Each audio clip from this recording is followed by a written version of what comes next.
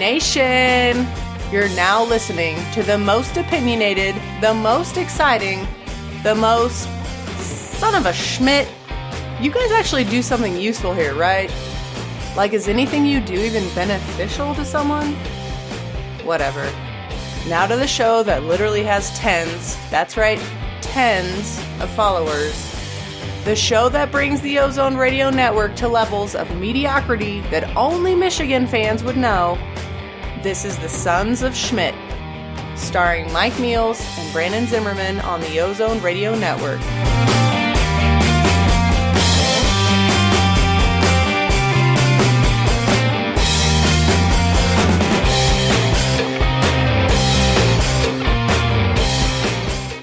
Hey, what's going on, Buckeye Nation? This is Mike Meals of the Sons of Schmidt podcast. We're getting ready to kick things off here with episode 2 of our third season as the Buckeyes get ready for the State University of New Jersey, also known as Rutgers. Joining me this week to talk about the beatdown that Ohio State put on Oregon State and to preview the Scarlet Knights, of course, is my good buddy Brandon Zimmerman. What's going on, Brandon? How you doing, man? I'm good, man. All that Rutgers really means to me is that we've got 1 week closer to Sons of Schmidt taking over Dallas, Texas, as we go down there for Ohio State and TCU. So Rutgers is just kind of a speed bump in the way to our hangout. I'm kind of thinking that it's a purposely done blimp in the radar that is giving us the chance for this tropical storm to blow through so we don't get rained on the whole time we're in Dallas. So that's true. I would hate to get wet inside that dome. You know, knowing our luck, it would happen too. That's the crazy part. Mm-hmm. So, hey, before we get into the preview, you know, the important stuff, we need to go ahead and get this out of the way. What are you drinking tonight, man? Man, you asked me way too quick for that because I'm trying something new. I got to see what it was called again. Tonight is Bower Hill Single Barrel. Like I said, it's a new one I've never tried before. It's pretty good. It's smooth. Nice. Yeah, I mentioned it earlier on Twitter, but I've got the Eagle Rare up here with me tonight, so we're doing a little Kentucky bourbon going on. So. Yeah, both of us got the Kentucky bourbon going on. Yeah, although I do have to say, my wife, I don't remember if it was my birthday or Valentine's Day, something, because they're all about the same time of the year, she got these really cool etched glasses, and I think I showed you this last week. It's the Ohio State Block O, and then on the back it's got Carmen, Ohio. So nice, pretty cool little glass. I'm appreciative of it. It works out pretty well. And like we were saying off air, I chose this new bourbon simply because it was bottled in Ohio, so at least throw some Ohio stuff in there. I don't know where Silverton is. If you're from Silverton, I'm sorry. I've been away from Ohio for like 18 years, so... So shout out to town we don't know. Silverton. All right, man. So, you know, I mentioned it there just at the beginning, but obviously Ohio State's moved up to number 4 in the rankings, the AP rankings that came out this week, but they're taking on Rutgers at home Saturday at 3:30 kickoff on BTN. Before we get ready to run into the look back at Oregon State and updates on the depth chart and that sort of stuff, you got anything you want to throw in here? No, I mean, it was good to have college football back, man. Like, it's been a rough couple of months, so just to see Ohio State go out there and do their thing was fun to watch. I really enjoyed it. I always make the joke that Labor Day weekend is my favorite weekend of the year because, you know, Thursday night through Monday night, it's nothing but college football, and you know, I personally enjoy the hell out of it. So I know, you know, we had a pretty good little conversation going on all weekend, and it really is. One last thing here before we take a pause. This last weekend was kind of a big weekend for both of us of our significant others. So shout out to your wife for her deal, and happy birthday to mine because we celebrated everything this weekend. So with that in mind, let's go ahead and take a pause. We'll come back. We'll get into segment 1, okay? Woo.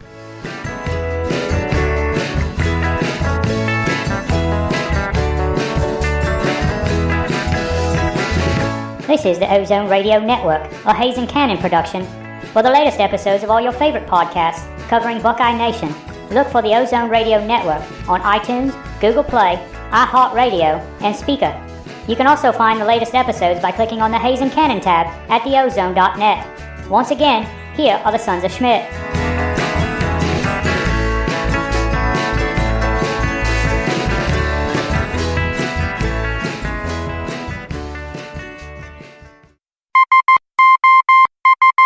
right, Brandon, we are back.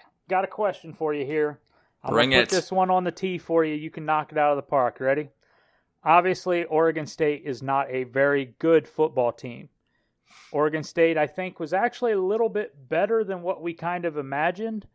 I don't know overall collectively if they were, but they definitely have some bright spots. I think, the new coach and the new staff he has there in Corvallis is going to eventually make them into a quite not Kansas, maybe closer to like Indiana or something potentially. It looks like he's trying to lay the groundwork. But what were your initial takeaways on the game? Good, bad, ugly, positive, negative, anything there? What was your first bright spot that sticks out to you and whatnot? Well, for me, I think just the offense being as good as it was. I mean, if anyone could think back to the Ozone staff predictions, I was the only dude that predicted that they would score over 70 points. I think I had them at 73 points, and kind of got some flack for that just because, first game and people think that they're going to struggle. But, I mean, I've been shouting from the rooftops for months now that, this Ohio State offense is going to be probably the best one that we've seen in quite a while. I mean, between the experience at wide receivers and the playmakers there, the running backs, I mean, it's the best duo in all of college football. Dwayne Haskins coming in and being the pure pocket thrower that he is that Ohio State really hasn't ever had since really we were talking about this, like Joe Germain maybe. And even then, his arm wasn't as strong as what Dwayne Haskins is. So, I mean, it's been months that I've just been confident that this offense can literally do whatever they wanted to do in any game and dominate. I mean, a team can come in there and take away the run, and Dwayne Haskins is going to throw for 400 yards on you. They can take away the pass, and Mike Weber and J.K. Dobbins are just going to run all over you. So, it was good to actually see them live up to the very lofty expectations that I had for them.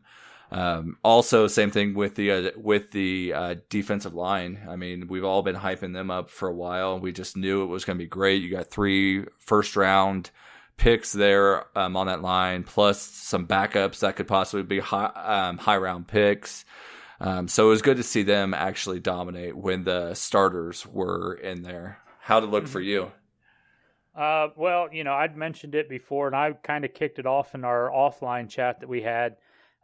Obviously, Haskins, in my mind, is probably going to end up as the best passing quarterback Ohio State's ever had. We talked about Jermaine. Even you have to go before him, before our lifetime, really, to find anyone else that could probably even be in the same, boat, at least that we were watching football. But I was really excited to see the way the offense came around. And it wasn't just that he put up big numbers. It was in watching Haskins play. He was able to go through progressions when he had to. He wasn't taking a snap, locked in on only one guy and not even looking anywhere else. He was able to use his eyes the right way and his head and kind of find the right guys to put the ball out. Obviously, he's putting it on the right spots. He's hitting guys in the face masks or in the hands or whatever. I've said it before. I'll say it again. You'll get tired of hearing me saying it. I love watching Mike Weber run the football. I love watching that man just play football. And he's just, it was great to see that. There were some spots that were not great in my mind, and we'll get into that here in just a minute, obviously. But I was impressed overall with the youth that is the defensive back seven. There were guys that they made some mistakes. Obviously there were a couple pass interference calls. The one on Okuda was, I don't really think that was pass interference, but the other one clearly was. There were some plays I know that like Baron Browning made in the middle that, were questionable that need to be fixed up. But overall, they played well. A couple big plays, couple, little mistakes, and it ended up costing on the scoreboard and in the stat box. But, I loved watching these guys go out there and, for the first time in a long time, let me preface this by saying I love JT Barrett, and I'm still a big JT Barrett guy, but for the first time in a long time, I have no concern on the offensive side of the ball going into any week right now based off of this performance. But, one of the things I did mention is there were obviously a couple things that weren't up to par, that weren't great. I've talked about a couple of them, like in the article that I wrote for the Ozone on Monday when it went live. I had to think when that was, but what were a couple of the bad things that stuck out to you? Anything that you want to touch on there? Well, there were, it's tough to say. There was definitely some things on the defense. I don't think it is nearly as bad as everyone's trying to make it out to be. I think when your offense is as dominant as it was, and as negative as a large portion of the Ohio State fan base wants to be most of the time, they kind of latch on to these points. And there were definitely things on the defense, but it was not nearly as bad as people were trying to make it out to be.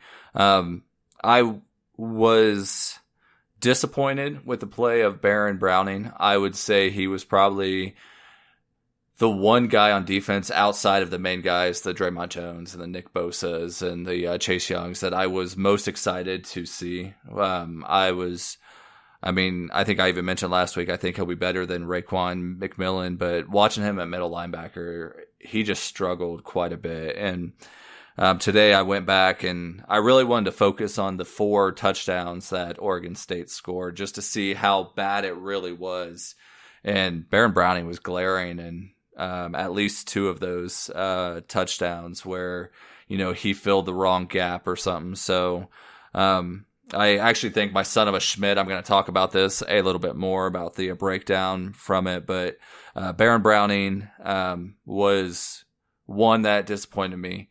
The other guy that just...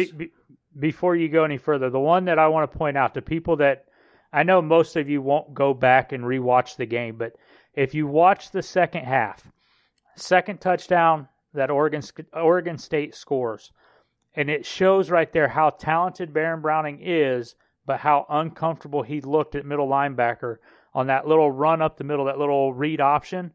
Baron Browning goes to the outside. When he's facing the line, he cut to the left. Instead of plugging the hole where he was, and he opens the middle up, that's why that play broke. There was no one in the middle, and there was no safety help, which obviously, having your starting safety out with a hamstring injury, doesn't help.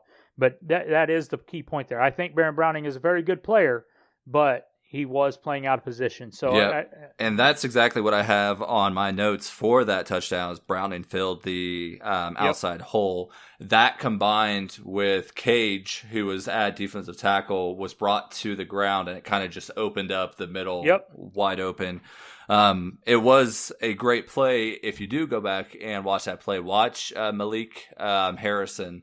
He was the outside linebacker lined up outside. He almost got over and filled that hole and made up for Browning and dove at the last second and barely touched Pierce, but didn't actually get there. But Harrison made a heck of a play on there and almost saved it.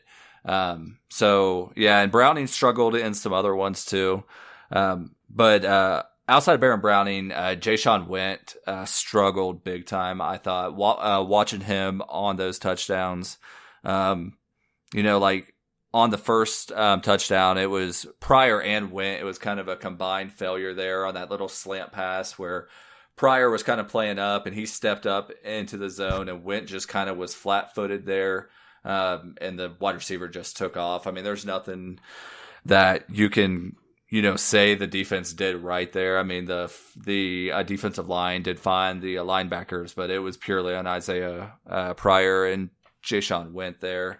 And then also Went struggled on the first touchdown of the second half when just so much went wrong. Antoine Jackson had the guy wrapped up, and Jayshon Went came in and just took a bad angle. He could have just cleared it out and, helped out Jackson. But for some reason, he went to the inside, even though Artavius Pierce was kind of spinning to the outside.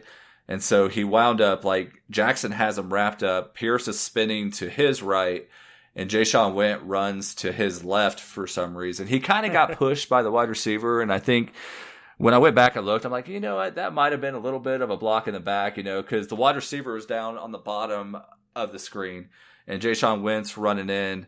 the wide receiver and Okuda are coming up to kind of help out, and that wide receiver just gave him a big push right and kind of the side in the back. It was kind of close, but I mean, maybe that was enough to throw him to the inside. Baron Browning and Jay Sean Wynn are the two that really just kind of stood out to me that were kind of the weak points for Saturday. Yeah, the one that besides Baron Browning playing out of position, and again, I can't stress this enough. I think Browning is going to be an outstanding linebacker. Just he's not comfortable inside. I mean, he was a weak side linebacker coming into Ohio State. But the other one that I noticed, and there was a slight change, and we'll get into this a little bit with the depth chart here, but I was a little disappointed in our punt return team. There were 2 or 3 plays there that those can be key plays coming down in the future. That should not have happened. The first one was the muff punt, which ended up not being anything out of it. But, C.J. Saunders, when you're back there returning kicks, you have to clear out your blockers. You have to make sure Arnett knows where you're at and he's not coming to, get into you and have the ball bounce off somebody or anything. You just can't have that. Against Oregon State, not a big deal. A tight game against Michigan State or Penn State or something, those things can't happen. The other one obviously was Booker, where he tackled the punter, right?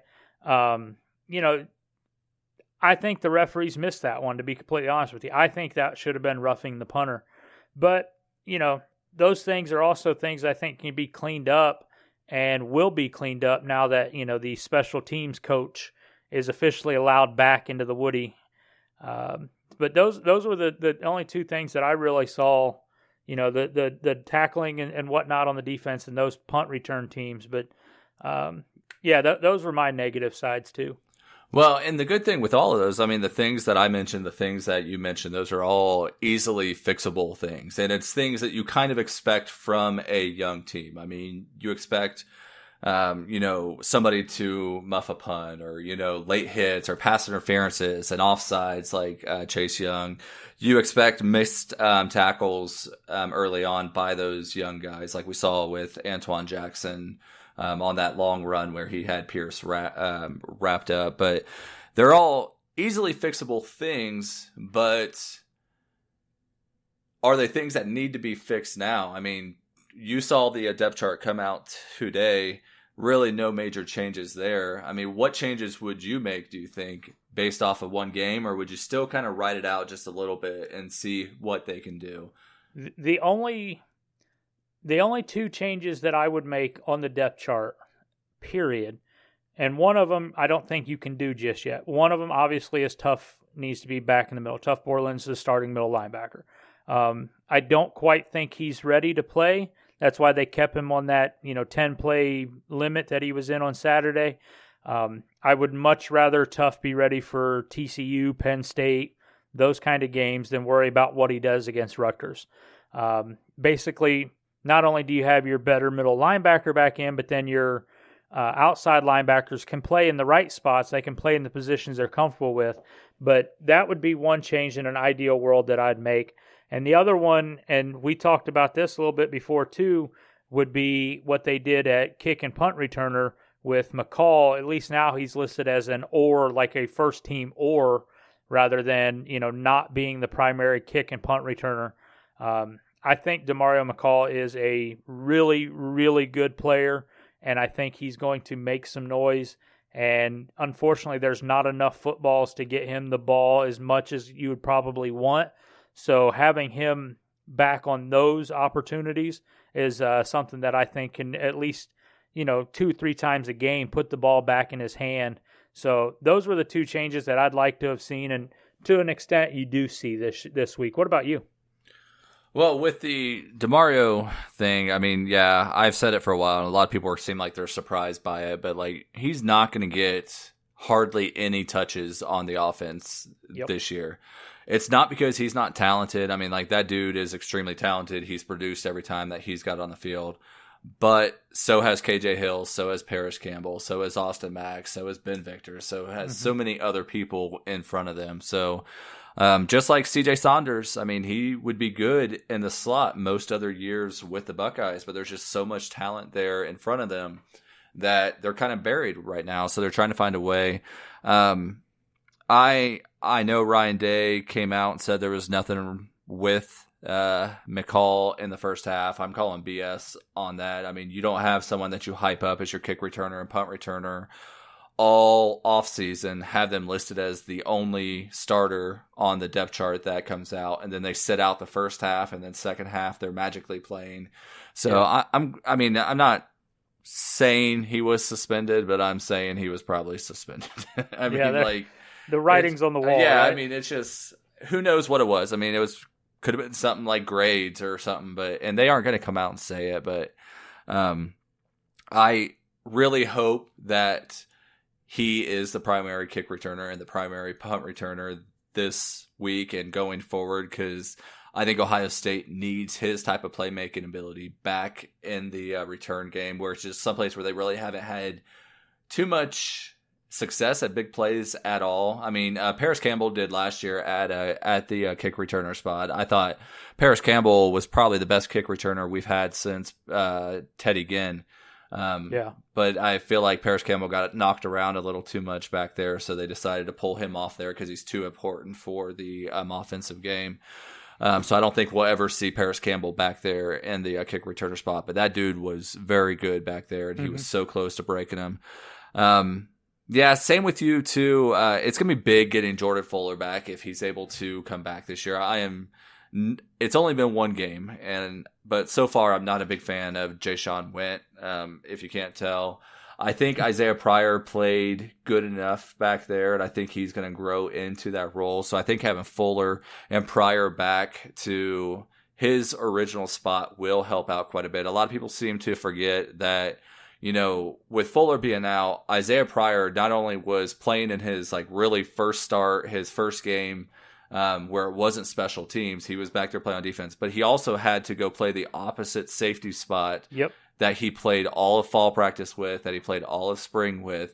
So, I mean, they kind of designed them so it's the same, but I mean, it's different for him, and it's like, you know, if you played baseball and you played shortstop for so long, and then you slide over to second base, you know, it's essentially the same thing, but the angles, the way that you see the field is completely different than what you are used to. So I think Isaiah Pryor struggled with that a little bit, but I think sliding him back over to where he's been with Jordan Fuller, who is a captain right beside him, is going to help out quite a bit.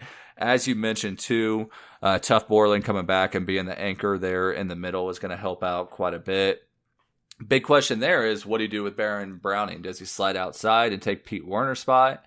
Does Baron Browning just continue to work in the middle and just kind of be the backup? So, I mean, what do you think? I would think he would have to slide outside and kind of fight with Pete Werner, and they'll just kind of split time out there is what I think. But I don't think as of right now that Browning is ready to play middle linebacker. And it could just be, and this is just the eye test. This isn't looking at any size or anything like that, but he looks almost undersized and over fast for middle linebacker, if that makes any sense to you. Like he's more the guy that wants to run down a running back on a toss sweep rather than the guy that wants to fill a hole between a center and a guard. And, you know, Tough, I don't know, just something about him, like that's where he wants to be. So I think Browning has to move back outside. I think you're going to have probably a 3 or 4 man outside linebacker rotation for a while, and basically you'll have flipping starters that'll be going back and forth throughout the weeks based on whoever has the better week of practice. I don't know that anyone is going to necessarily establish themselves and own that position just yet. Now, look, when we talk about getting into November, that may be different. But, you know, going from now till Penn State, which is week 5, you know, you're going to have some of this rotation. You're going to have those guys basically fighting it out until somebody, you know, plants the flag and says, hey, I am starting at Will, I am starting at Mike, and I am starting at Sam, you know. And I don't think that anyone else on that linebacker core right now is ready to take over the mic. But Baron Browning is talented enough that he can do it serviceably, just not great. Yeah, he is almost like that just extremely raw guy that you stick out there that kind of makes plays because he's more athletic than everyone else on the field, which I know isn't the truth with him just because, I mean, Baron Browning's, we've heard nothing but great things about him. So he's more than just talent. Like, he knows what is going on. I think it's just more getting those game reps, and he's another guy where, he may have been practicing quite a bit at outside linebacker and kind of forced to go to the inside to kind of tide things over before Tough Borland gets there. Are you saying that linebacker's not like it is on the NCAA football games where you can just put the 3 best guys out there and they can all play? Well, and just make sure they are fast, too. I remember I used to put like 99 halfbacks back there, even though they were like 5'6" and 180 pounds, and they'd be fast enough to make plays. I won a lot of national championships, so it might work. Urban, if you want to give me a call, I can hook you up with some skills. But so I think once Tough Borland comes back, I think he's going to be that guy in the middle. And what they do with Baron Browning, I think, is going to have to really depend on the growth that Pete Warner makes from now until then. Also, how Baron Browning looks on the outside there. I can't sit here and say that I think Baron Browning should be the outside linebacker over Pete Warner because I've never seen Baron Browning play outside linebacker. So until we see that, it'll be interesting to see. I thought Pete Warner looked good. I know he struggled at times getting off the blocks. There were times where he was a little out of position too. He's another guy that's just super quick and, just kind of figuring things out. But I really liked he kind of had that Tough Borland instinct where he was always around the ball. He may not have made a lot of plays. He may not have did a lot of things. I mean, he did have the sack that led to the touchdown for Nick Bosa, but he just always seemed to be around the ball. And, so to me, I was really encouraged to see that even though he wasn't making plays, he was getting to the right spots, getting around the action. Whereas he gets more experience, those are going to turn into big plays for him. So I'm curious to see what happens on the outside there with Baron Browning and Pete Warner. Yeah. Well, and, the good thing is obviously this game was far from perfect for, all 3 phases of the game, special teams, offense, and defense. The offense did great, but there were things that could have been better. Obviously, the defense could have been better and not gave up 30-plus points to Oregon State. I've already touched a little bit on some of the special team stuff, but a lot of it is coachability things that can be fixed, especially with Urban Meyer back in the mix, and things can be addressed the right way. But with that being said, was there anything that stuck out to you from any of the coach or player interviews this week, or do you think it's just something they're going to try to handle internally or anything like that? No, I mean, I don't think anything major came out of him this week. It was kind of, there's not much follow-up that you can do after you put 77 on a team without even really trying too hard to do that. So, I mean, like I said, there was a lot of talk about defense, and everyone's kind of saying the same thing we did. Once you get Tough Borland back, once you get Jordan Fuller back, once you have your starting defensive line in there, which I think is a huge thing. I mean, they were having guys on those long runs that weren't even on their 3-deep chart, So I think we just need to kind of take a step back, kind of think about things and see how it looks and realize who was out, the vital position they played in those roles, and who was on the defensive line when those big runs were made, and kind of just calm down just a little bit. And that's, pretty much what everyone was kind of saying. It's, like once Jordan Fuller and Tough Borland come back, we're going to calm down. We're going to see what the real Buckeye defense is like. So real quick question for you, because it's something I've seen on Twitter here. And it kind of drives me nuts because, the last couple years, obviously, as Ohio State fans, we've looked at it and looked at position groups that underperform. And, the one glaring obvious one was always wide receiver. And there was talk about getting rid of Zach Smith before all the other shit happened. Just, hey, he's not living up to what he should be doing. And, you did see some steps from the offense. I don't know if it's all because of quarterback play. I don't know if it's because of Brian Hartline now coaching that group. I can't say. I'm willing to bet that there's a combination of a couple things that came into play, which is why we saw such an improvement out of the wide receiver group. now where everybody is now starting to turn their hatred to on Twitter is people are already calling for Billy Davis's head, 1 year and 1 game into his career at Ohio State. Keeping in mind the injuries that he has to deal with as far as his starters and everything, what do you think? Do people need to slow their roll on Billy Davis, or is this something that we need to be watching, or what's your take on this? Because quite frankly, the people that are calling for his head already, I think you're freaking nuts. Because, hell, like I said, he's 15 games into his coaching career at Ohio State. And let's be real, last year was kind of a crap fest with, not really having the linebacker core that we wanted. But what's your take on this whole Billy Davis thing? I'm kind of torn with this one, honestly, because I get what people are saying. The linebacker crew has definitely been the weakest link. But I think a lot of other stuff goes into it. I just don't buy the lazy reaction that Bill Davis just simply does not know how to coach linebackers. I mean, dude coached linebackers in the NFL for, 18 or 19 years. He has some skills there to know how to coach linebackers. Where he may struggle is more of the developmental, fundamental type of stuff, which that may be what is causing problems right now. Because when guys get to the NFL, 90% of the time, I just made up that stat, but 90% of the time, they already know what they are doing, and it's more of a refining skills type of thing. In this role, I think Bill Davis is more into developing skills into some very raw type of linebackers. The Malik Harrisons that really weren't linebackers, or the Brandon Whites when he was playing linebacker for a little bit. So he's getting a lot of extremely talented young guys that he has to teach how to play linebacker, and also give them the fundamentals to get them from being a very good high school linebacker to a pro linebacker. And that might be where he's struggling. But I mean, it's not that he doesn't know how to be a linebacker coach. That's the farthest thing from the truth on it. It just may be the developmental portion of that. Also with that, I think you really got to consider that he's got a very young team. So he's had a bunch of linebackers leave early. The guys that have stuck around have not developed nearly as much as Ohio State had hoped, and that's well before him. I mean, he's only been here for the past few years. He has nothing to do with the lack of development from Justin Hilliard or Keandre Jones or some of those upperclassmen, or Dante Booker.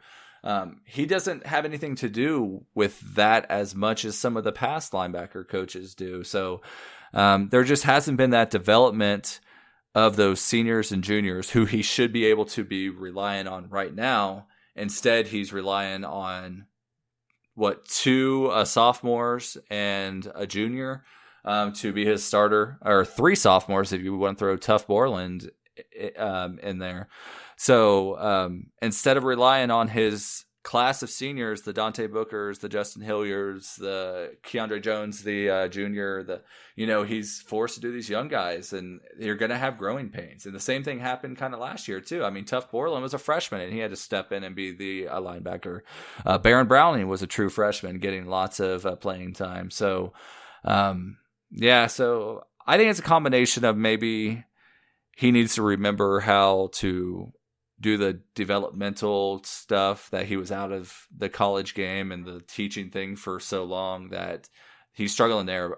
Plus the youth back there is just kind of making it rough. So, I mean, if they don't improve this year, I do think Bill Davis needs to be looked at. And we kind of talked about the same thing with Zach Smith is, youth and the constant changeover can only get you so far. At some point, it kind of leads to there may be a change that needs to be made. So we'll see how it goes this year with the young guys. And if they grow a lot more than they did from Oregon State, which, God, I hope they do, because that's going to be bad if they don't, then we can look at kind of see what Bill Davis really can do, because the Baron Brownings and the Pete Werners and all those guys are truly his guys. They have been their only linebacker coach. So who knows, man? What do you think about the linebacker situation? Personally, I like I said, I think people are crazy to call for Billy Davis already. I put a lot of stock into the fact that there are enough talented players and coaches elsewhere on this team that if that is the weak point, that we can overcome quite a bit of that. And I believe that there's enough talent on the coaching staff that they can do the things that they need to do to help.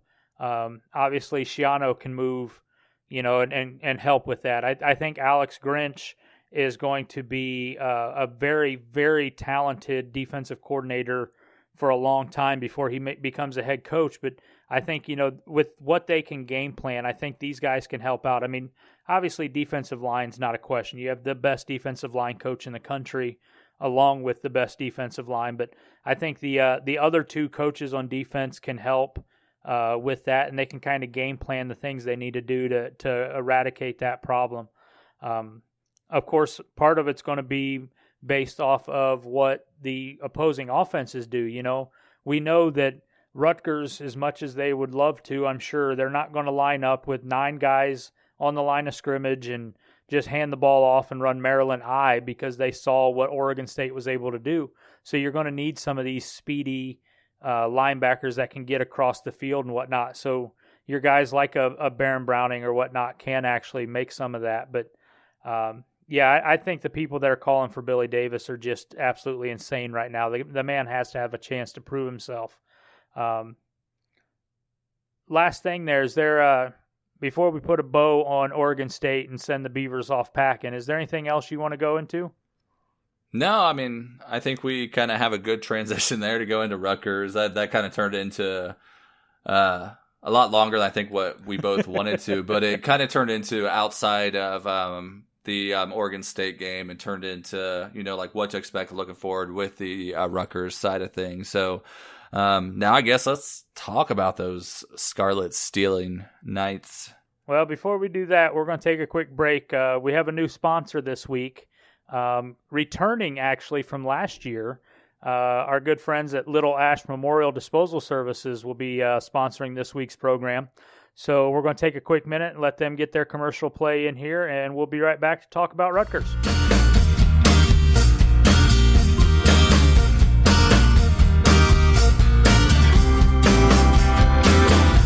You have a historical problem? No matter how many times you tried to change where you live, the failures of those who come before you will still haunt you. But rest assured, there's help available. At Little Ash Memorial Disposal Services, we will help you rid your mind of the troubles of your past.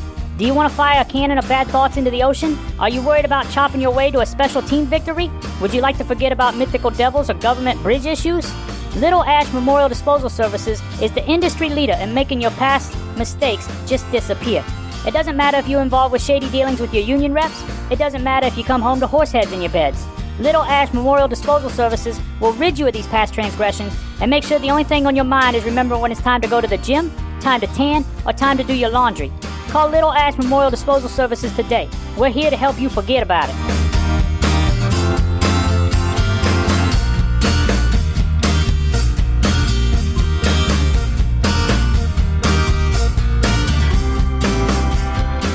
All right, Brandon, I'm going to pose this question to you, all right? You've got an offense that is comprised of younger guys, a quarterback who's obviously got some talent. He's a pocket passer. You have a good, quick running back, and you have an offensive line that you're hoping will be the strength of your team on offense this year. Does Rutgers actually have those things, and can it cause any problems to Ohio State? No, Mike, and no, it won't. And definitely not. But, we've talked about it, a little bit. I was leading in there, and we've talked about it offline. But obviously, Rutgers is starting a true freshman quarterback, making his second career start. I'm not even going to try to pronounce this guy's name. Arthur Sichowski. Let's just call him Artie. Artie, that works.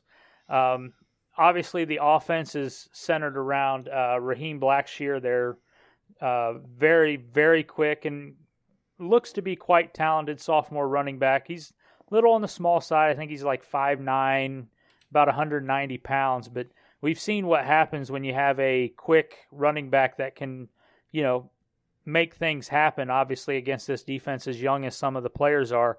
But what's your look ahead? What is Rutgers going to do against Ohio State and try to move the ball?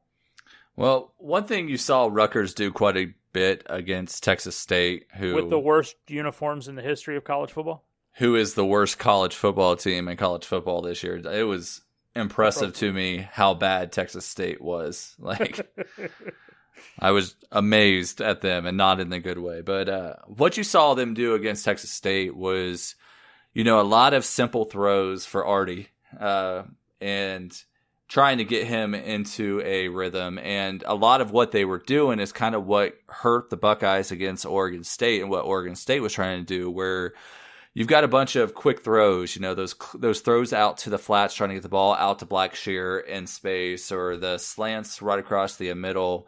A lot of running. They lined up a lot of 3 tight end formations early on to try to pound the ball to it. I would be very surprised if they did that against Ohio State. I think Wisconsin, every year that Ohio State plays them, kind of proves that, like, you can't just line up and run the ball right at the Buckeyes. I don't care if you have 17 tight ends there. They're going to step in and kind of shut down your running game. So I don't think we'll see that as much, but we will see a lot of Blackshear kind of trying to spread out the defense a little bit and kind of work the cutbacks like what Artavius Pierce was able to do. A lot of screen passes to Blackshear. But like, the offense was just very much centered around Blackshear. So Ohio State's going to have to figure out how to kind of keep an eye on him and still know that Artie can throw the ball downfield, and he makes the mistakes, and Ohio State just needs to take advantage of it. I mean, he threw 3 picks last week.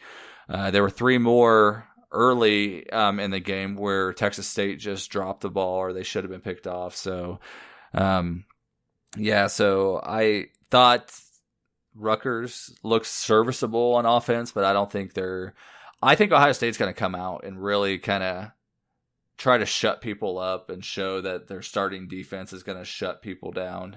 So I think Rutgers may get the bad end of that, just like I thought Oregon State was going to get the bad end of Ohio State's anger on the offensive side of the ball.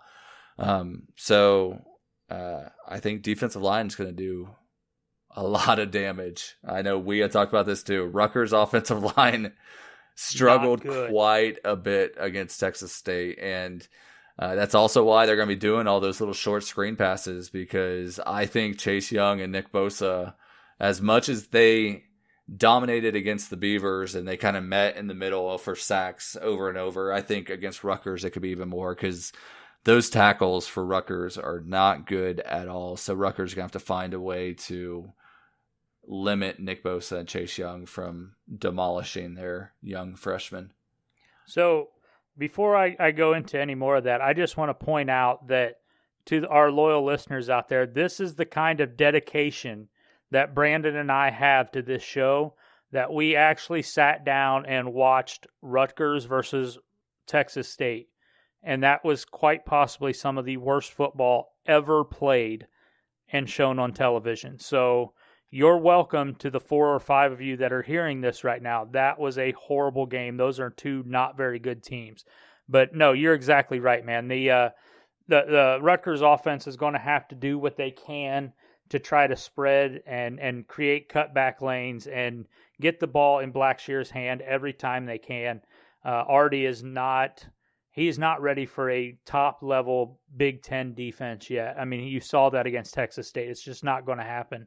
And no, their offensive line is not great. Their wide receivers, there's nothing on that offensive side of the ball that would put any fear of God into me as a Buckeye fan.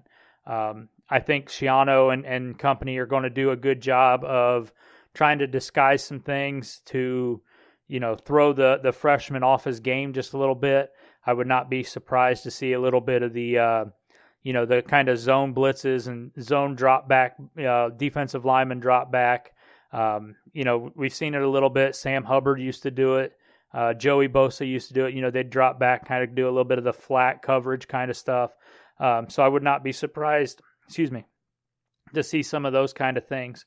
Now, on the other side of the ball, Rutgers defense was not exactly something that I would be all that worried about either. What do you see for the Ohio State offense when we are trying to drop 80 on a Big Ten opponent? Yeah, I think they said during the game, I think Rutgers had like 8 defensive players that were suspended. I think 4 of them have already left the team, and 4 of them are waiting for their trial, I think in September or something. So, the guys that were left, they're very senior-laden team. I mean, I'm looking at their defensive depth chart right now. They got, 1, 2, 3, 4, 5, 6 seniors starting on that team, a couple of juniors, and then some sophomores. So, I mean, they've got experience there, but experience doesn't necessarily always mean that there's talent there. And I think you saw against Texas State that there wasn't necessarily as much talent as many people are trying to make you think that there was. I think I've heard quite a few different people say that Ohio State's not going to put up as many points this week because Rutgers has better defense. I saw nothing from that game that makes me think that Rutgers has a better defense than what Oregon State has. I thought they struggled, and they struggled against a pretty bad offensive team that really their only chance of moving the ball was like the quarterback running the ball. They ran a bunch of like quarterback sweep type of things. So they aren't going to see that against Ohio State. So a little undersized at quite a few spots. I mean, their tackles are all under 300 pounds. Their one defensive end, Lou Moore, is 6'3", 246.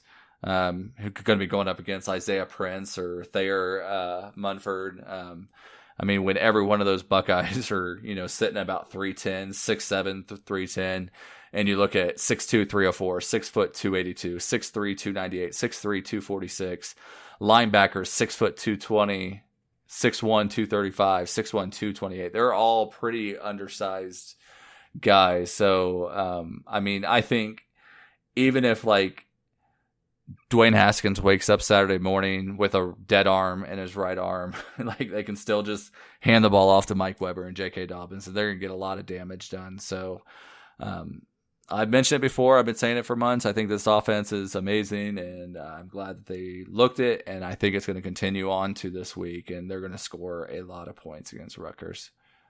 So do you think with the offensive game plan, do we continue to keep it somewhat vanilla as you can be when you score 77 points so that Gary Patterson and TCU doesn't have anything on tape?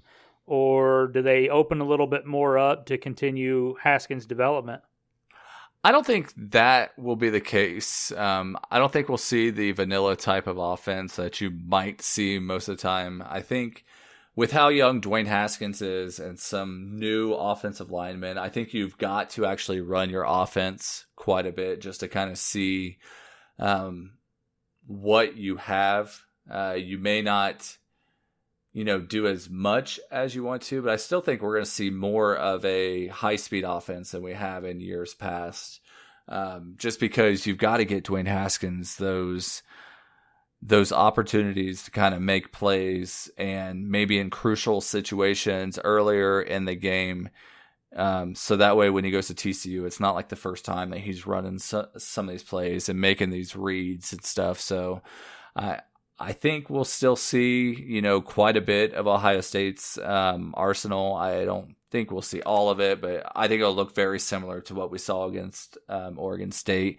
Maybe with them throwing a lot more early than they did last game, and letting Dwayne Haskins kind of take over the show early on, and then slowly kind of bring it into like the Mike Weber, J.K. Dobbins, Master Teague, and Brian Snead show to kind of run it out. So with Urban being back this week to help coach practice, you have to assume, just based off our unofficial historical stats, that we're going to see a couple of the quarterback designed runs that we know Urban likes to do. Do you think that that'll be the case, or do we keep Haskins in the pocket and only, a slight rollout for throwing, or do we actually get to see him try to run a few times this week?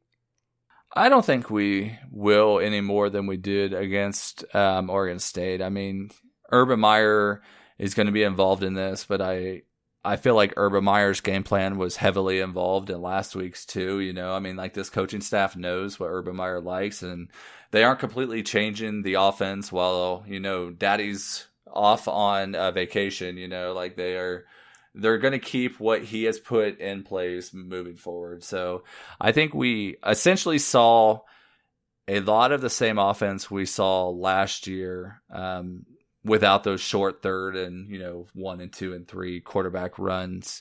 But really, if you think about it, a lot of the offense we saw last year. It was just run at a higher efficiency than it was last year. So I think we'll still see the same thing moving forward. And I think it will see Dwayne Haskins runs. I mean, they've said, I think Ryan Day came out and said that there are some design quarterback runs, but they are only going to use them when they need to. And I think we'll see that again this week. We'll see it again moving on, especially if the Ohio State offense continues to do as well as it did week 1. There's no way in hell that Urban Meyer is going to come in week 4 and just totally change up the offense if they're dropping, 50, 60, 70 points every week while he was gone. So I think the coaching staff's very smart, and they're just going to rely on Mike Weber and J.K. Dobbins to kind of push forward. I mean, they've got 2 of the best backs in all of college football, and they're just going to ride them as much as they can. Okay. What about any other potential matchups for Ohio State? What do you see as potentially being good, and what do you see as potentially being something that might cause an issue on both sides of the ball against Rutgers? Well, good, like I said, I mean, the defensive line against that Rutgers offensive line is about as good a matchup as you can get for Ohio State. I think Nick Bosa and Chase Young are literally going to be able to do whatever they want. And if they put, some of those 3 tight end sets onto the field to kind of slow down Bosa and Chase Young, you're going to have Draymond Jones go up the middle like he did last week and get 2 sacks. So I think the defensive line is going to really set the tone. The biggest fear for me is kind of what we talked about, is the linebacker play. And are they going to be able to get out and fight through the blockers so that they can get to Raheem Blackshear, or are they going to struggle like they kind of did against Oregon State when they were running those screen passes where they just couldn't get through the wide receivers? The Rutgers wide receivers aren't that big, so I would hope that they would be able to fight through them. They've got 3 starting wide receivers.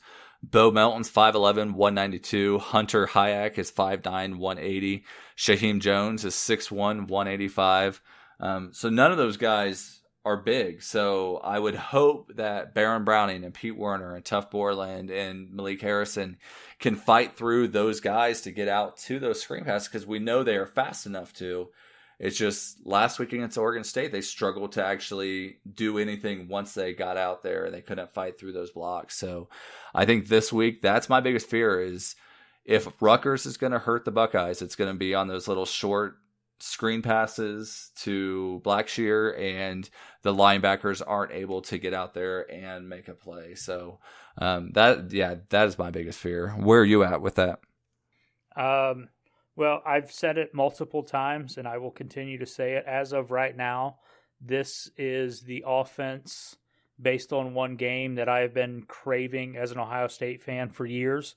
As far as lining up with the defense, I have no doubt whatsoever that our running backs will continue to feast. I see both of them having a very good game out of the 2 starters. I see the 2 backups actually getting significant playing time, probably in the second half, but I see them actually having a decent stat game also. I think you're right, and I was kind of leading towards this, and I tried to stay as impartial as I could, but I think that you're going to have Haskins run the Ohio State offense as the playbook continues to open up and develop. I don't think they're going to keep it under hold for Gary Patterson, because to be honest with you, looking at just what it is, I don't think TCU is as good as a lot of people are thinking they will be, or that they are. So I don't think there's really a whole lot to worry about as far as keeping stuff under cover for next week. On defense, we talked about it. Our defensive line is going to eat their offensive line alive. I think they will try to game plan a little bit against the freshman quarterback just to throw him off, but I'm not too concerned. I think the linebacker that is something, like you said, that we would be a little concerned with just to see how they can get through and improve from game one. But I don't see anything on paper or on the games that we've watched that shows me anything that presents a matchup issue or something that Rutgers can exploit or that should drive fear into the heart of an Ohio State fan anywhere. So with that being said, I'm going to throw a little bit one at you here. I'm going to do a little over-unders on you. All right? So, first one, let's look at Haskins. Does Haskins have over or under 300 yards passing this week? I would say he is over. Well, like I said, I think Ohio State's going to come out really throwing the ball early on just to kind of give him some opportunities to get a lot of throws in and kind of work more of the deep game because they're going to have to work at that at some point. They didn't really touch it too much early on, and I think the Ohio State wide receivers are going to be able to just blow by the Rutgers guys, and I think we'll go Dwayne Haskins over. It'll be tough to say because he might get pulled pretty early, but I think over would be the safe one for me. I'm going to say over. Yep, exactly. What about the running back duo of J.K. Weber? 125 yards each rushing the ball. Over I will under. go... Man, I'm going to go under just because I think both of them are going to have good games. I think, if I sat here knowing that both of them were going to play for 4 quarters and this was going to be a close game, I would definitely say over. I feel like this will work out sort of like how Oregon State did, where one of them will kind of have a bigger game. The other one will be in that 80 to 100 type of range. And then you got Brian Snead and Master Teague who kind of come in right around the same thing. So I'm going to go under, not because of skill or anything or that I don't think they could each do it. It's because I don't think they'll play long enough to. I kind of agree with you. I think there will be one guy that's at 125, maybe a little over, and the other guy's going to be in the 80. I would not be surprised to see them try to, stoke the ego a little bit and get J.K. Dobbins as the one that's the higher rushing total. Even if it's you have Weber come in and, bust a couple good runs and then, all right, Mike, your day's over. We're going to give J.K. a little bit of time and then the 2 backups. So I'm going to take the under on that one also. Let's look at receiving yardage. I gave you the opportunity to pick any of the receivers that you wanted to go with, and this week you chose Paris Campbell. Does Campbell top 100 yards receiving? I think he does. You saw last week he was not really focused on too much. They're kind of getting a few of the other guys involved. I think they're really going to try to get Paris Campbell involved early. Like I mentioned with Dwayne Haskins, they're going to have him throw the ball early, I think. I think we'll see a lot of those crossing routes to Paris Campbell like we did last year or like we did with KJ Hill last week, where Paris Campbell will be able to catch it on the run from Dwayne Haskins and just kind of use his speed to get upfield.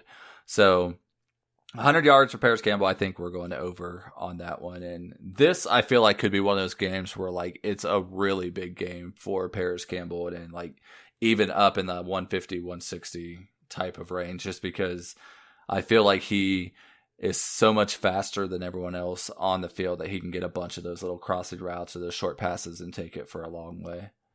See, I'm actually going to go under. And not that Paris Campbell won't have necessarily the biggest game, but there's just so many wide receivers. I just don't know if there's enough balls for everyone to get 100 yards. Ryan Day talked about it a little bit in his press conference and on his teleconference call.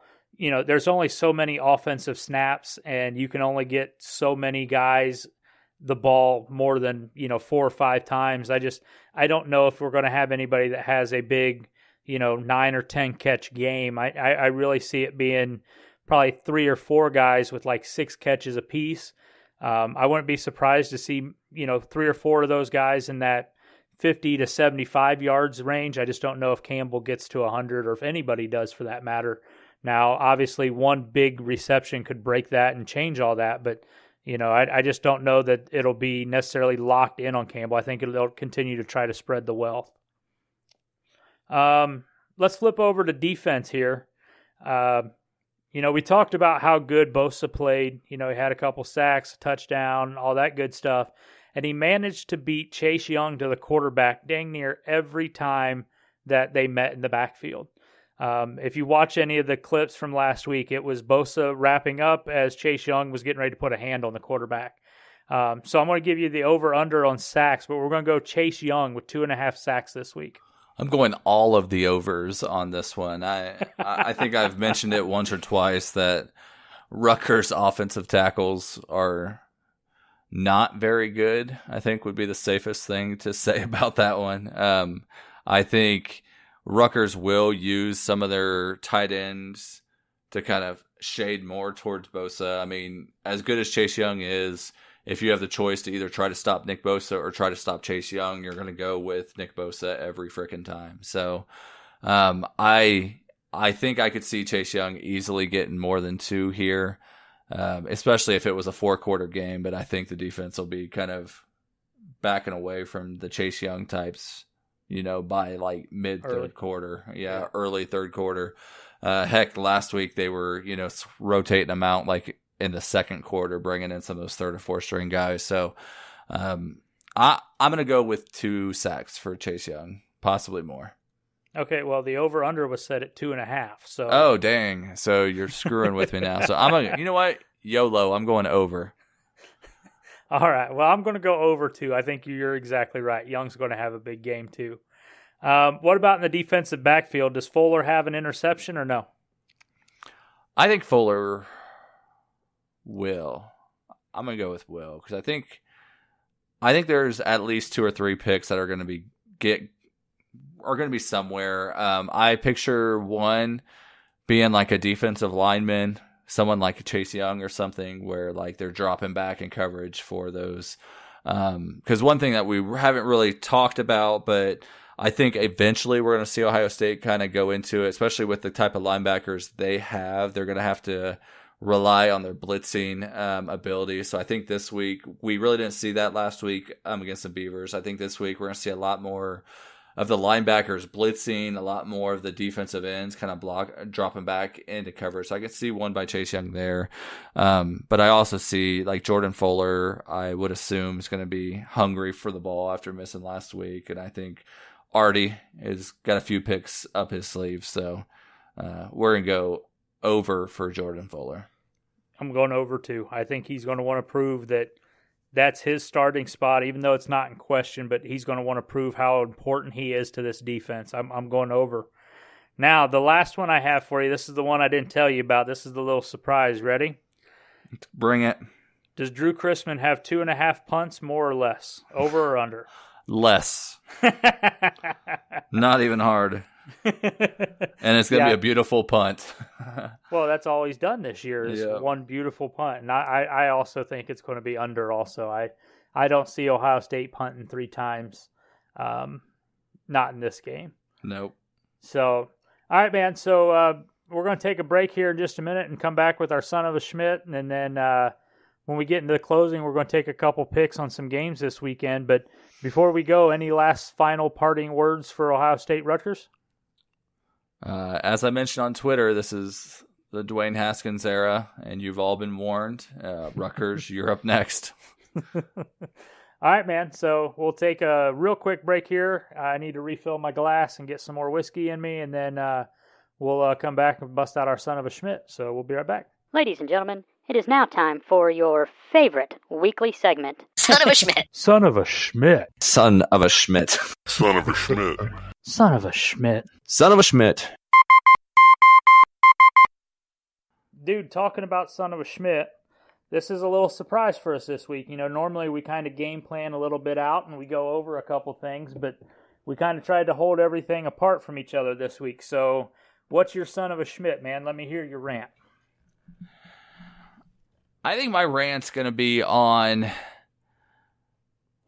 I just need people to calm down a little bit, like the defense. I realized there were some issues there. There were some glaring problems, but I feel like, I don't know if a lot of people are just more casual fan than most, where like they don't know the players that are in and like what they are, or if they just have this constant need to feel, anger, hurt, I don't know, something inside of them, like always looking for what's wrong and like life is so bad. But I think we all need to just chill out with the defense. Like I kind of talked about before. I mean, you really look at the game last week, they gave up 31 points. Of those 31 points, like really only one of those touchdowns gave me any concern at all.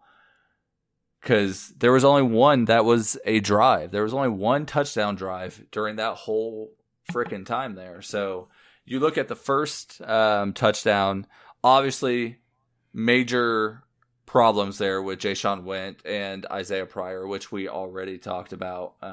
It just, Oregon State took advantage of two very young guys very early in the game, making their first real game experience, burn them for a long touchdown pass. There's nothing that I can sit here and try to say that changes that, but that doesn't worry me. I mean, because Jordan Fuller is in the game. That's not happening. It's not Jordan touchdown. Fuller is not standing there flat-footed like Ja'Shawn Went was after the wide receiver got the ball. Jordan Fuller is going to come up and make a play on that ball. He's going to hit that guy. He's going to at least slow him down so the rest of the Buckeyes can swarm to him. So, that was very good play call by Oregon State.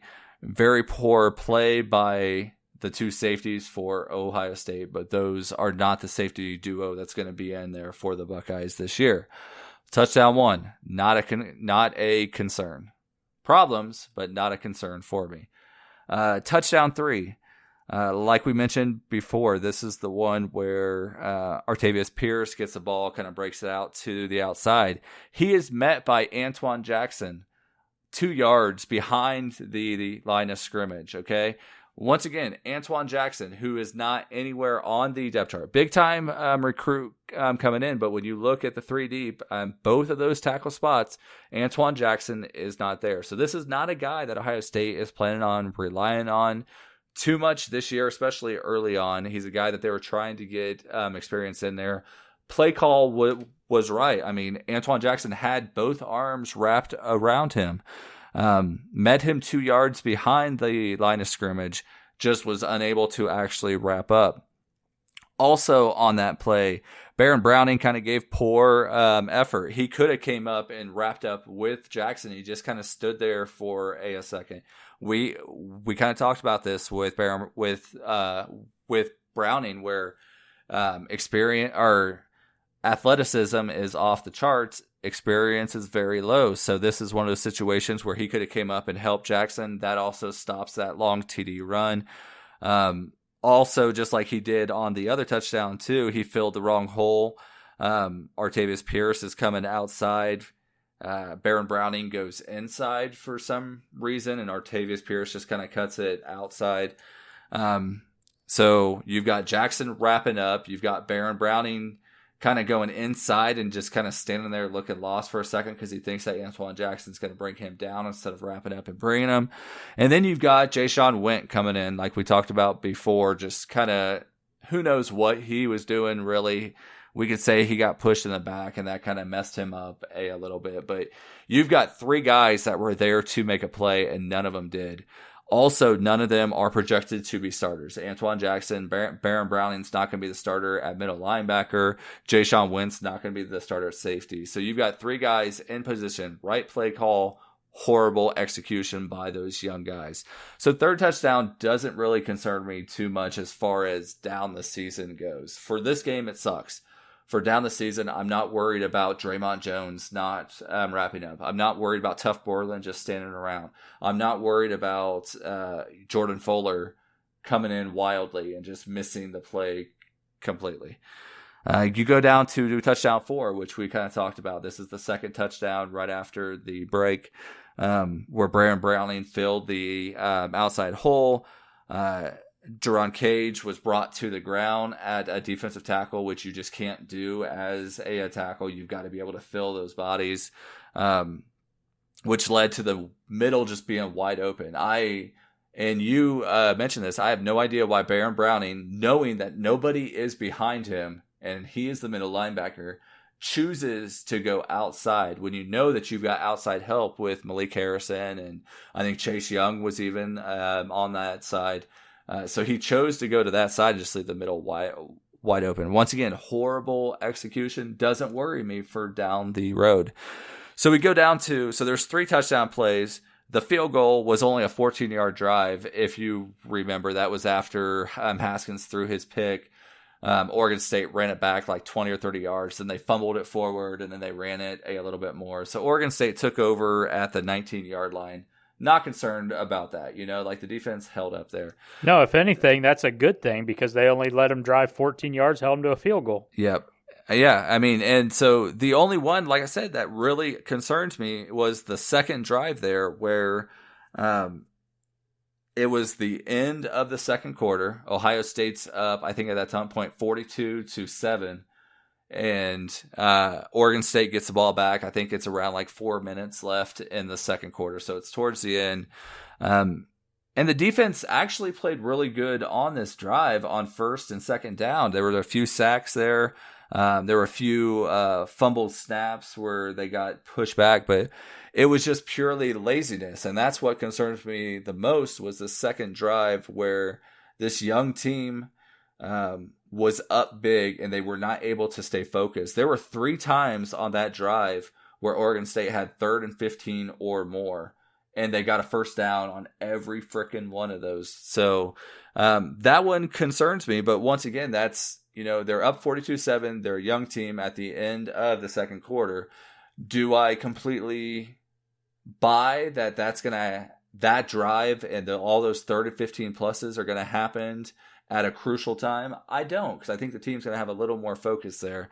But, there's things to improve on, but it's not as bad as everyone thinks it is. Everyone's trying to make it sound like the defense is just not good and the linebacker play is horrible. But if you've got your second, third string, and which I didn't mention, on the third touchdown, the defense tackles were Cage and Antoine Jackson.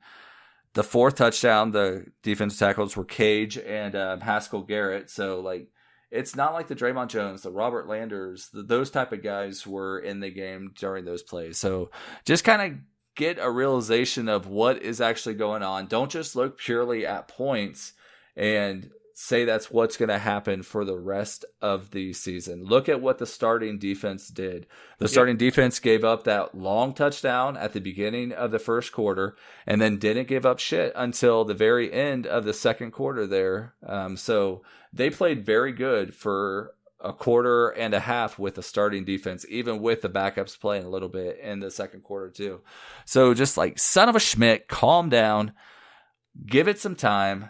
Realize who is on the field before you start getting worked up over the defense stinking or something. Just know who is on the field. Know what the situation is for the game. And even those 2 long runs, I'm not even going to go into it too much, but that was after that defense sat in the locker room for an hour? An hour and a half or whatever it was, yeah. And an hour and 30 minutes. And Oregon State's defense gave up 2 big plays. Ohio State's defense gave up two big plays. I think the defenses just kind of needed some time to gear up. So not only was the defense in the right spots with the backups and they just failed to make plays, but you got to count that layoff too for something.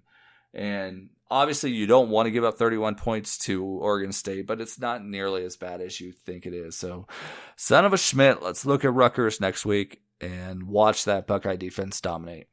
Well, and one of the things you touched on is they were up so big before that long layoff. You have to imagine it was difficult even just coming back out for the third quarter and trying to amp yourself up again because the game was put away before the opening kickoff of the second half. So I fully get you there, man. I mean, absolutely, guys. So All right, well, for mine, I got a question for you. I'm going to start off with a little Q&A. You ready? Not T&A, Q&A.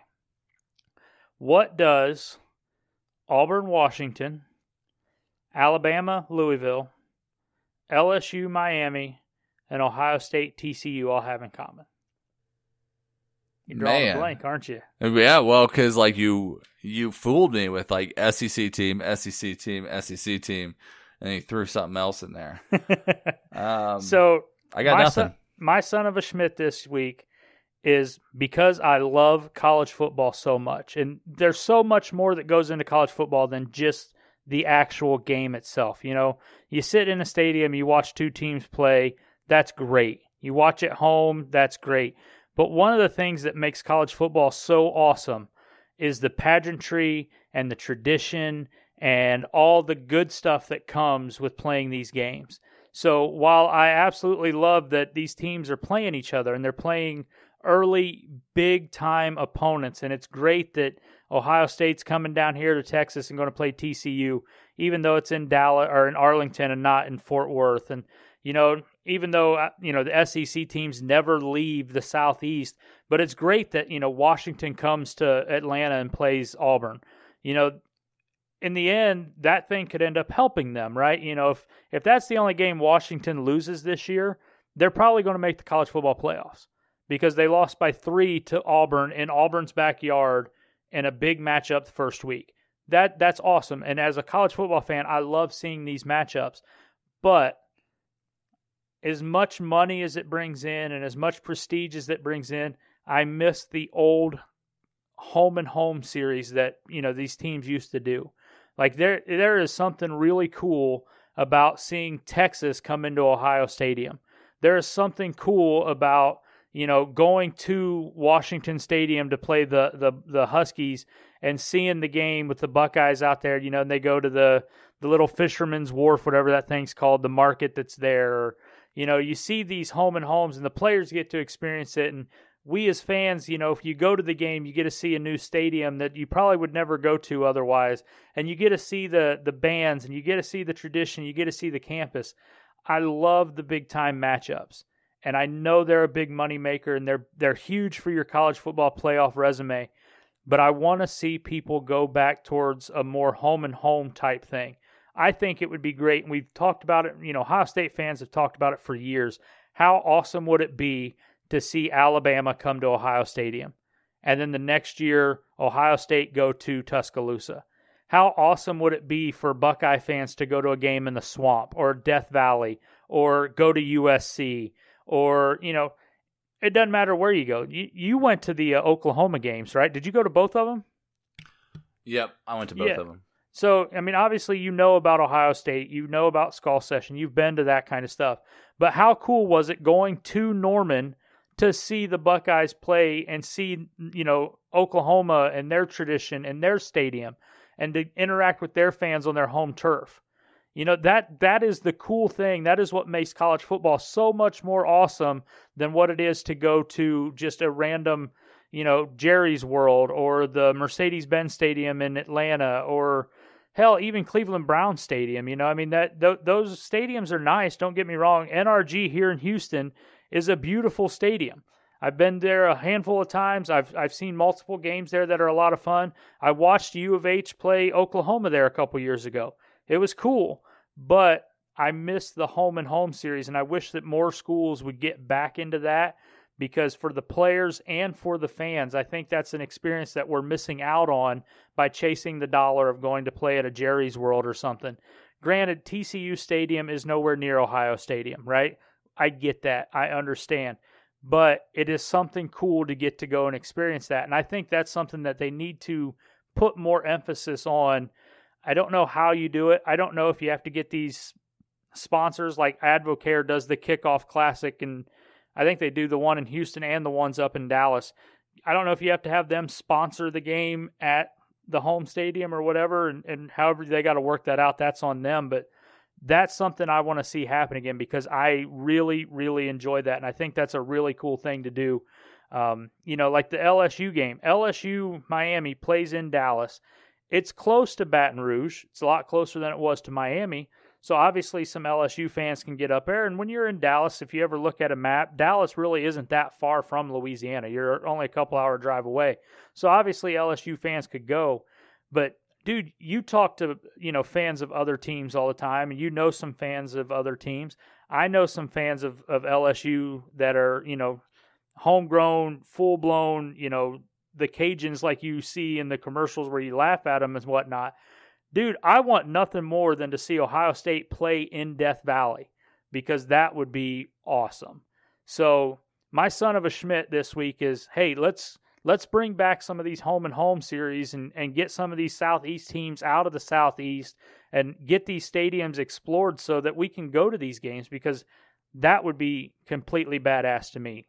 So stop just chasing the money and playing in these sterile NFL stadiums. Son of a Schmidt. I agree with that one, man. Like, I've mentioned it quite a few times. Like, I love going to other stadiums. I love to travel to games, and that's just a big part of what I really enjoy about college football is seeing the other traditions. Like Norman, like you said, was a blast. Like, I had probably the best time that I've had at a game at Norman. It helped the Buckeyes just whoop their ass, and, like their fans were leaving like at the third quarter. But if you remember, like that game was the game where there was the huge thunderstorms that came through, and the game was pushed back like 2 or 3 hours later than what it should have been. And I mean, it was just a big party. I mean, it was a blast there. I had fun in Norman. Everyone was nice. So those are the things that I do enjoy. And I really like those. Cal Berkeley, I'm looking forward to going to Jerry World. I haven't been able to go there yet. It just hasn't worked out for me with my schedule. When Ohio State was there for, was it the championship game? Wasn't able to go to that game. I was in Hawaii at that point. My wife was TDY, so I was home with the kid. Last year, Cotton Bowl, it didn't work out. We were on vacation, so I'm excited to go there. But yeah, I mean, I would be even more stoked probably to go to TCU and sit in their 30,000 fan stadium and enjoy and see how people tailgate and see their campus and everything. So I'm totally on board with that one. All right, man, let's pause real quick for station identification, and when we come back, we'll put a bow on this one, get the last picks out of the way, and we'll wrap this thing up, all right? All right. All right, man, so real quick, as a reminder, you are listening to the Ozone Radio Network. Make sure you're checking us out, not just the Sons of Schmidt podcast, but also we have the Buckeye Sloopcast, we have the Silver Bullets podcast, we have Across the Field, a lot of great information and a lot of really, really good hosts out there that bring a very strong opinion, and it's not just some bullshit. These guys are really good with their research and, getting good information out to the fans. So make sure you're following along and subscribing to the various podcasts, and you're getting everything out there so you're ready for both recapping the week before and looking ahead to the next week. So on that note, Brandon, let's go ahead and let's get a couple picks here. We picked out a handful of games that are going to be potentially worth watching. I just want to see who you think's going to win, and then we'll get our picks for Ohio State Rutgers. First game, this is potentially the biggest game of the week as far as being on paper goes. Clemson is actually coming here to Texas. They're going to College Station to play Texas A&M. Dabo Swinney versus Jimbo Fisher. These two obviously know each other from their time in the ACC. But what's your thoughts on this game? Who do you got to win? I'm not a fan of A&M. I don't care if Jimbo Fisher's there or not. They look good week one. They're not going to be able to run the ball like they did against Clemson. That defensive line's just going to dominate. So I think Clemson's going to win this one by quite a few touchdowns. Yeah, I unfortunately get to see a lot of A&M stuff around here, and I'll tell you right now, I don't think A&M's very good either. I'm definitely taking Clemson to win big here also.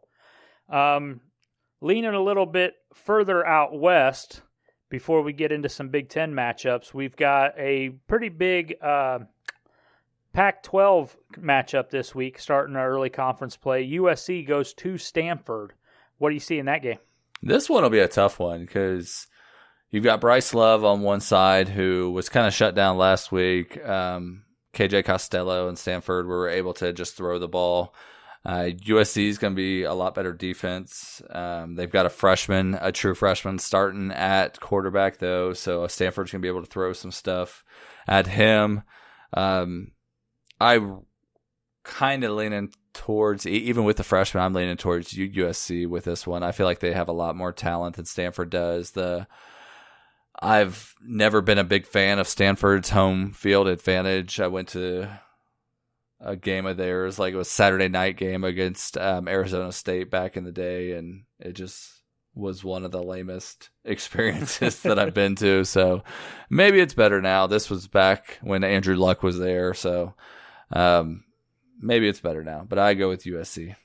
All right, I'm actually going to take Stanford with the home field advantage only because USC is starting a freshman quarterback. So that one's kind of a toss-up to me also, but I'm going to give the slight edge to Stanford there. Speaking of USC, let's look at USCE. So we've got South Carolina is playing at home against UGA. Georgia's coming off, obviously, winning the SEC East last year and looking to make some noise again. What do you see in that game? I think this will actually be a very good game. I think South Carolina has a good enough team to cause Georgia some problems, plus they're at home. I don't think Georgia is as good as everyone kind of thinks they are right now. They lost a lot of people last year. They've got some good young people filling in, but Georgia lost a bunch of playmakers last year. So, man, part of me wants to go with South Carolina, but I think I've got to lean Georgia with this, but I would not be shocked at all if South Carolina kind of shocked the world and they won.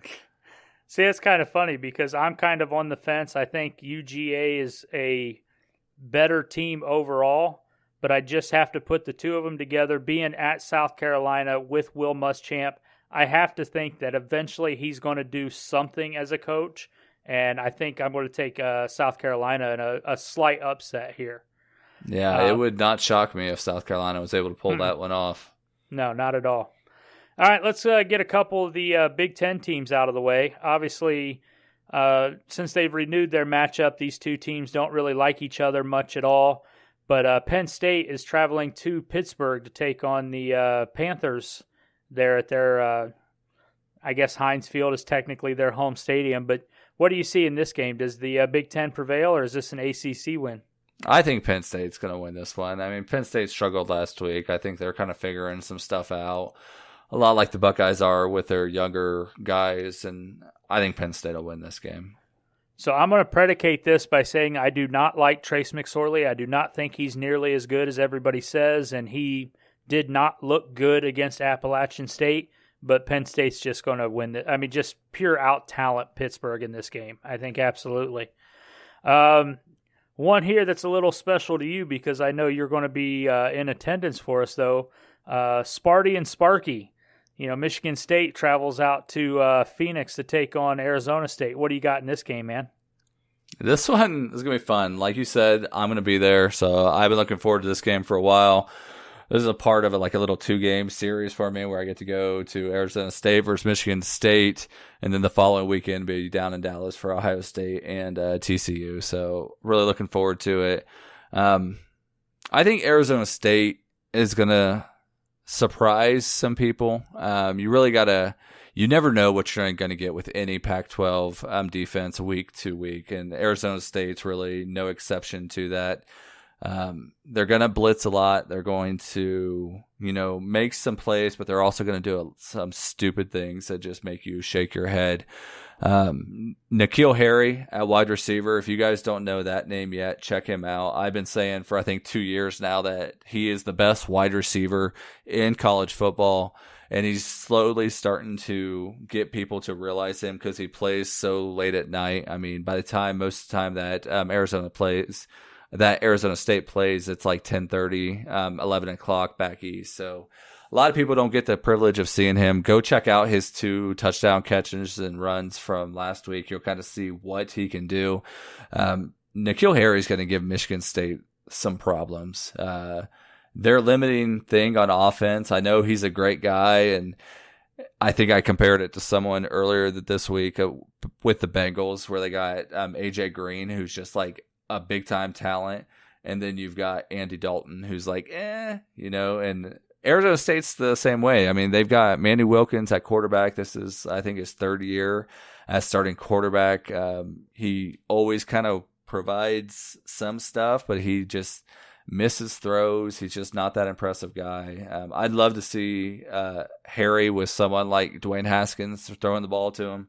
But I think Manny Wilkins will do just enough. And I'm actually going to go with Arizona State on this one. I picked them before the season started to win this game with Adam's picks that he did with us. And I think with this game starting, it's starting at 10:30 East Coast time in Phoenix. They're going to be doing a blackout.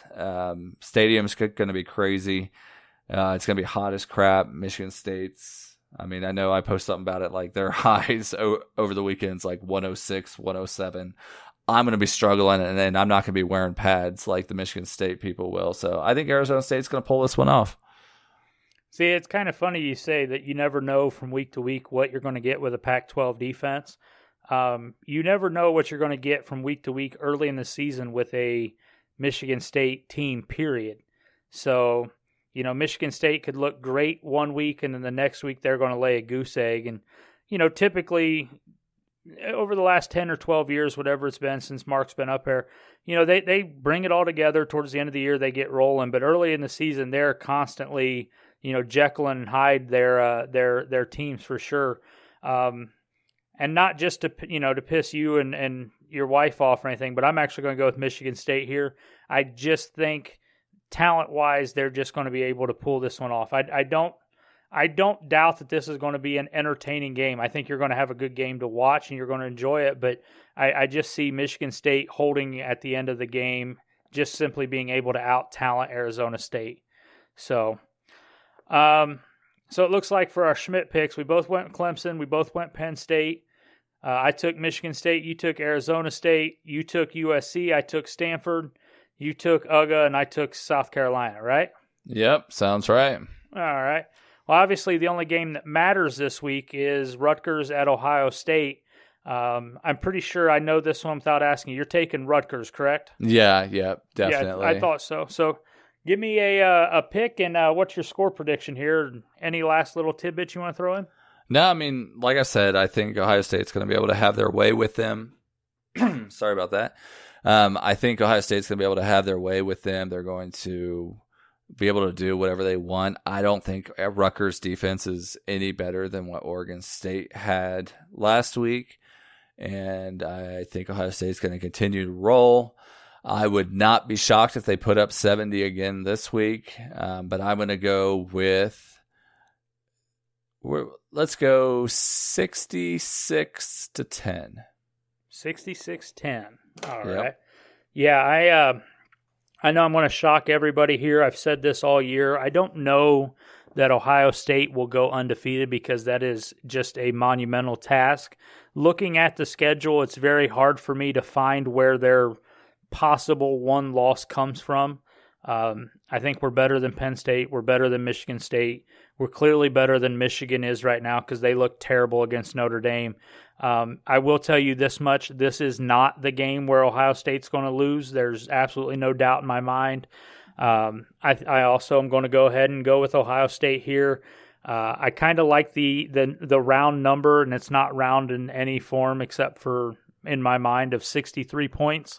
So I'm going to go back to that one again for Ohio State, and I'm thinking Rutgers is going to score 10. So 63-10.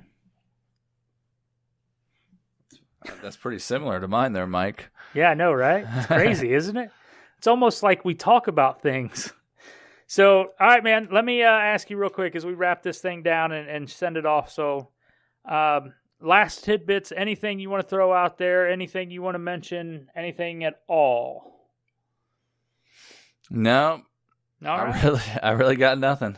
All right, well, in that case, cheers, and we'll put this bow on. We'll get this thing posted. As a reminder, you guys can always reach out to us on Twitter, Facebook. You can email the show. All that information will be in the closing here in just a minute. So let's wrap this one up and get out of here, man. Go Bucks, OH. IO.